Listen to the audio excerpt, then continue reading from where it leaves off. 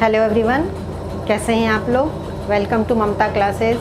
आज हम लोग सीखेंगे नया टॉपिक और वो है इन्वेस्टमेंट फ्लक्चुएशन रिजर्व। हालांकि ये टॉपिक हमने थोड़ा सा पढ़ा था जब अक्यूमुलेटेड प्रॉफिट्स एंड रिजर्व्स का डिस्ट्रीब्यूशन टॉपिक कवर किया गया था। आज इसको हम लोग डिटेल में पढ़ेंगे। ये रिजर्व क्रिएट होता है आउट ऑफ प्रॉफिट। इसका मोटिव क्या है क्रिएट करने का? इसको हम इसलिए क्रिएट करते हैं ताकि जो हमारा इन्वेस्टमेंट है, अगर उसके मार्केट वैल्यू में कोई गिरावट आए तो उसको हम कवर कर सकें इस रिजर्व से। ठीक है ना। से फॉर इंस्टेंस शेयर्स जो हमने परचेज़ किया था उसका टोटल कॉस्ट था 50,000 रुपीज़, लेकिन आज मार्केट में उसका वैल्यू हो गया है 45,000। तो ये 5,000 का जो रिडक्शन हुआ है शेयर्स के वैल्यू में, उसको हम इस रिज़र्व से एडजस्ट कर सकते हैं। अब इसका भी अलग अलग सिचुएशन पे अलग अलग जर्नल एंट्री पास किया जाता है। तो एक एक सिचुएशन हम लोग पढ़ेंगे और उससे रिलेटेड जर्नल एंट्री भी सीखेंगे। ओके, तो लेट्स स्टार्ट। पहला केस है when book value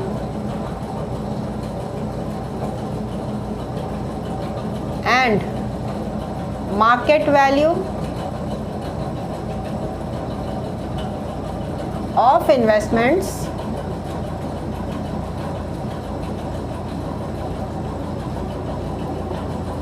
are same। तो ये पहला बहुत सिंपल सिचुएशन है कि जहाँ बुक वैल्यू मतलब जो बैलेंस शीट में रिकॉर्डेड फिगर है इन्वेस्टमेंट का, वो और उसका मार्केट वैल्यू दोनों सेम है। यानी कि मेरे एग्जांपल के अनुसार अगर बुक वैल्यू 50,000 है, मार्केट वैल्यू भी 50,000 है, कोई यहाँ पे लॉस नहीं हो रहा है इन्वेस्टमेंट पे। इन्वेस्टमेंट फ्लक्चुएशन रिजर्व को हम क्या करेंगे, पार्टनर्स के बीच में डिस्ट्रीब्यूट कर देंगे in old profit sharing ratio. तो क्या जर्नल एंट्री होगा बाबू? Investment fluctuation reserve account debit, और ये बैलेंस शीट फिगर है। To partners capital account, and in which ratio? Obvious है old ratio।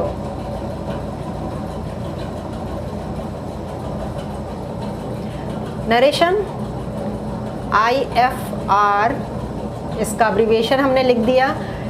जर्नल में आप अब्रीविएशन यूज़ नहीं करिएगा, नरेशन में आप यूज़ कर सकते हैं। IFR transferred to partners capital account.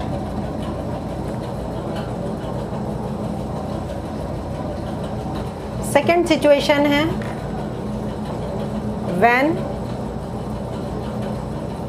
Market value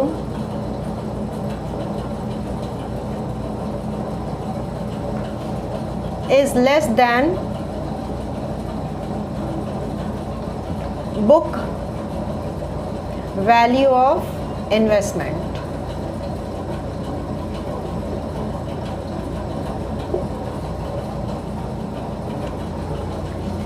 यानी कि जो हमारा बैलेंस शीट का फिगर है वो ज़्यादा है और मार्केट में आज उसका वैल्यू कम है।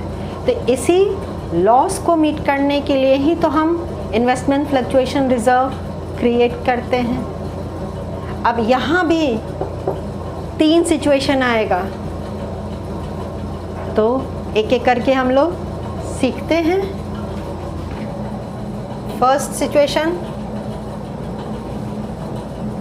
Fall in the value is less than investment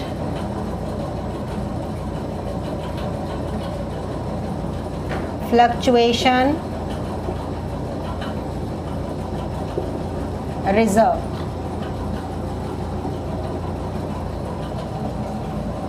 तो पहला ये हुआ कि जो हमारा लॉस हो रहा है इन्वेस्टमेंट से वो रिजर्व के कंपैरिजन में कम है। एज पर माय एग्जांपल हमने क्या अभी बोला था कि मार्केट वैल्यू 45,000 है और बुक वैल्यू 50,000 था, तो लॉस कितने का हुआ इन्वेस्टमेंट पे? 5,000 का। और इन्वेस्टमेंट फ्लक्चुएशन रिजर्व में से फॉर इंस्टेंस मेरे पास जो बैलेंस अमाउंट था वो 20,000 था, तो 20,000 का कंपैरिजन में मेरा लॉस तो कम है ना, तो ये यहाँ पे इस सिचुएशन को कवर किया। तो यहाँ पे क्या जर्नल एंट्री पास करेंगे? इन्वेस्टमेंट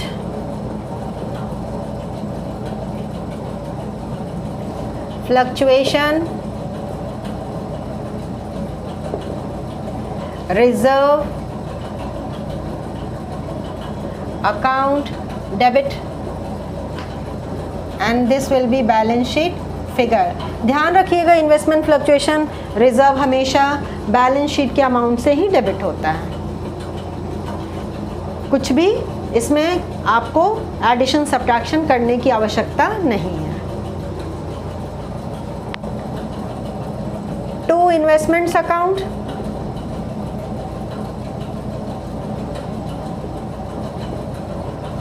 यहाँ पे कौन सा अमाउंट जाएगा? जितना से हमको लॉस हुआ है इन्वेस्टमेंट पे,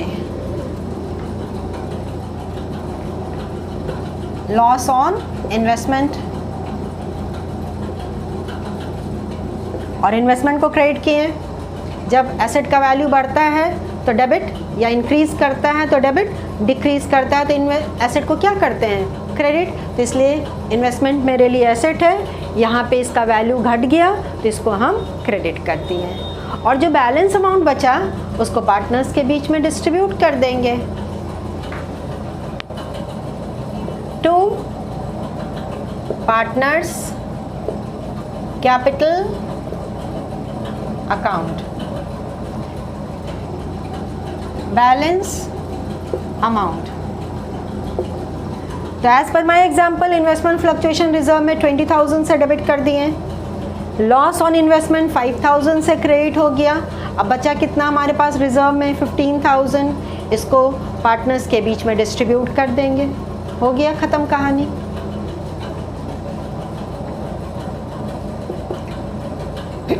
an old ratio, loss on investment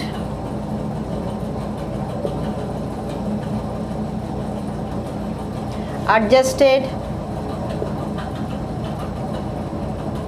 against IFR and balance amount distributed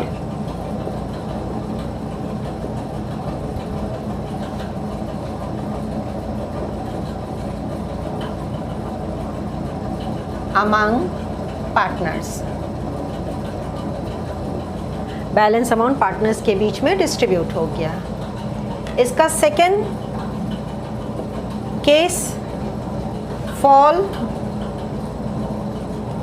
in the value is equal, यहाँ लेस था यहाँ इक्वल है, देन इन्वेस्टमेंट फ्लक्चुएशन रिजर्व। तो जितना रिजर्व में बैलेंस अमाउंट शो हो रहा है, इन्वेस्टमेंट का वैल्यू भी उतना ही से घट गया है, तो दोनों सेम टू सेम। तो जितना रिजर्व है उसको यूज़ कर लेंगे उस लॉस को एडजस्ट करने के लिए। तो किसको डेबिट करेंगे? इन्वेस्टमेंट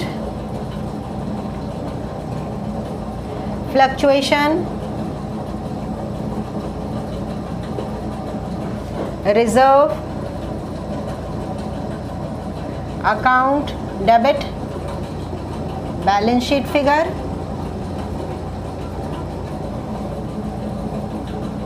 टू इन्वेस्टमेंट्स अकाउंट,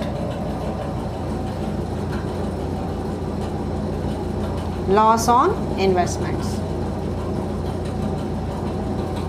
अब जितना रिजर्व था उतना ही लॉस भी है, तो दोनों सेम टू सेम हो गया, तो कुछ भी बैलेंस नहीं बचा। जो पार्टनर्स के बीच में डिस्ट्रीब्यूट होगा तो पार्टनर्स को कुछ भी नहीं मिलेगा।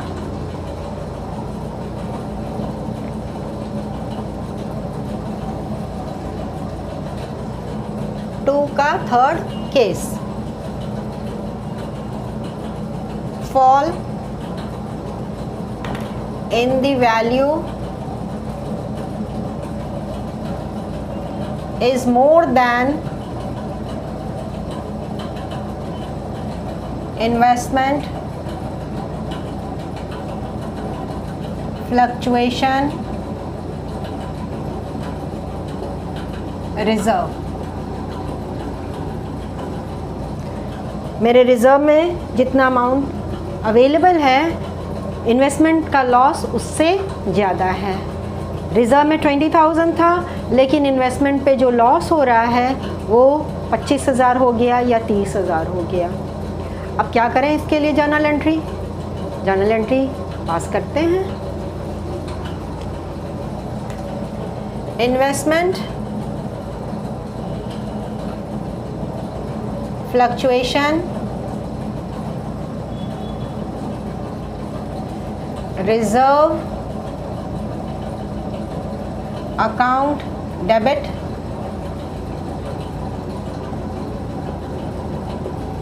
और जितना से रिजर्व कम है उतना से हम रिवैल्यूएशन अकाउंट को डेबिट करेंगे।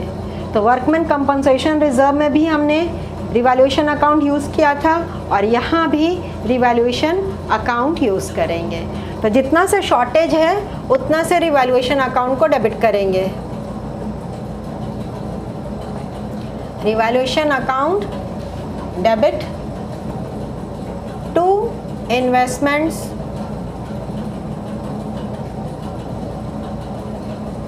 अकाउंट। इसमें कितना से क्रेडिट किए हैं? Loss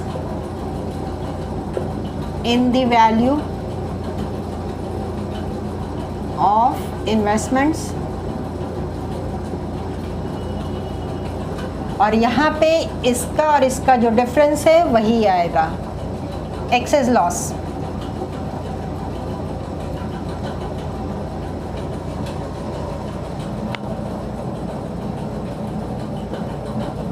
fall in the value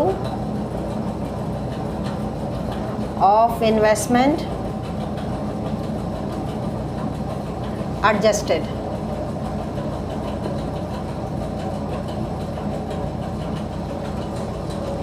देखिए यहाँ जो सेकेंड केस था इसमें भी यही नरेशन होगा।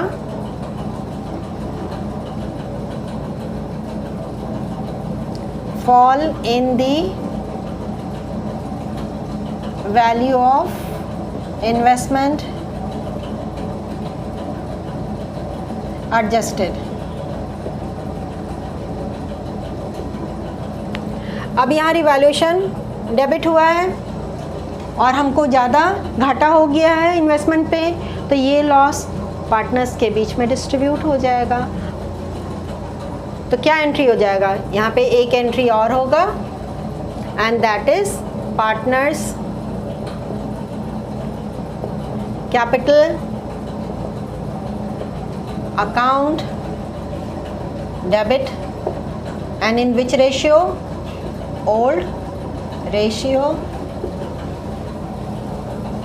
To revaluation account. Loss on revaluation narration हो गया।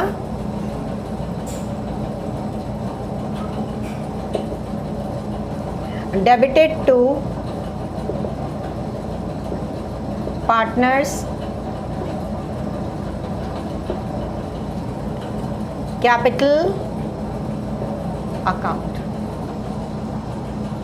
तो तीनों ही केस हमने डिस्कस कर लिया जहाँ पे मार्केट वैल्यू बुक वैल्यू से कम है। क्लियर हो गया ना आपको? अब एक केस और है जहाँ मार्केट वैल्यू ज़्यादा है in comparison to the book value. तो चलते हैं उस केस पे। Market value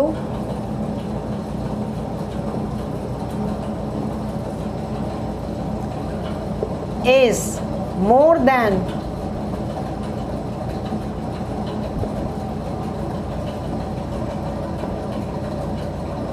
book value of investments।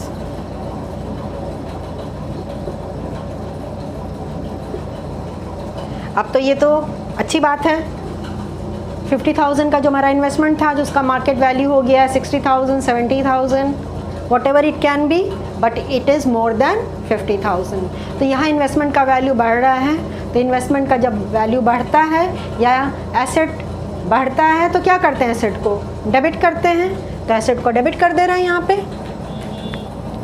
Investments account debit. यहाँ इन्वेस्टमेंट घटा था तो क्रेडिट किए थे और यहाँ बढ़ रहा है तो डेबिट करेंगे। With increased value to revaluation account.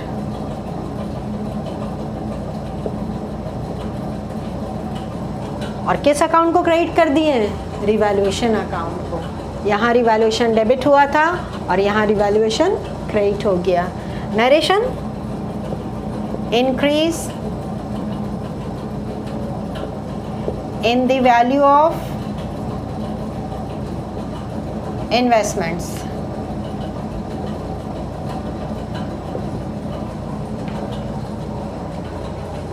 अब उस अमाउंट का क्या करें जो इन्वेस्टमेंट फ्लक्चुएशन रिजर्व में था, तो उसको पार्टनर्स के बीच में डिस्ट्रीब्यूट कर देंगे। प्लस ये जो प्रॉफिट हुआ, ये तो फ़ायदा है ना, इन्वेस्टमेंट बढ़ गया तो फ़ायदा है। दोनों अमाउंट को पार्टनर्स के कैपिटल अकाउंट में ट्रांसफ़र कर देंगे। तो दो सेपरेट जर्नल एंट्री भी पास कर सकते हैं, एक इन्वेस्टमेंट फ्लक्चुएशन रिजर्व को डिस्ट्रीब्यूट करने के लिए और दूसरा ये रिवैल्यूएशन जो प्रॉफिट हुआ है उसको डिस्ट्रीब्यूट करने के लिए। तो दोनों तो पार्टनर्स के कैपिटल अकाउंट में क्रेडिट ही होगा, तो कंपाउंड एंट्री पास कर देते हैं। तो इसका second journal entry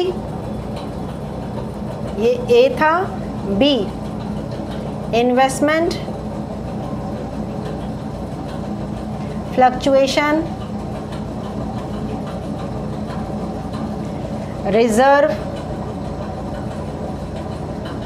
account debit। This is balance sheet figure। Revaluation account debit to partners capital account। old ratio। narration IFR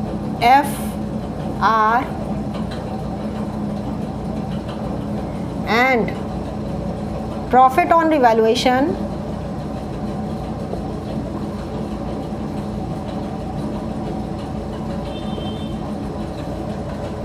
credited to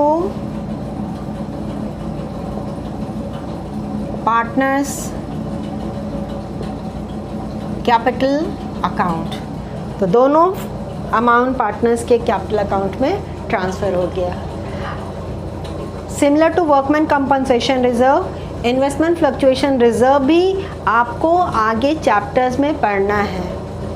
admission of a partner में भी पढ़ना है, plus retirement and death of a partner में भी पढ़ना है।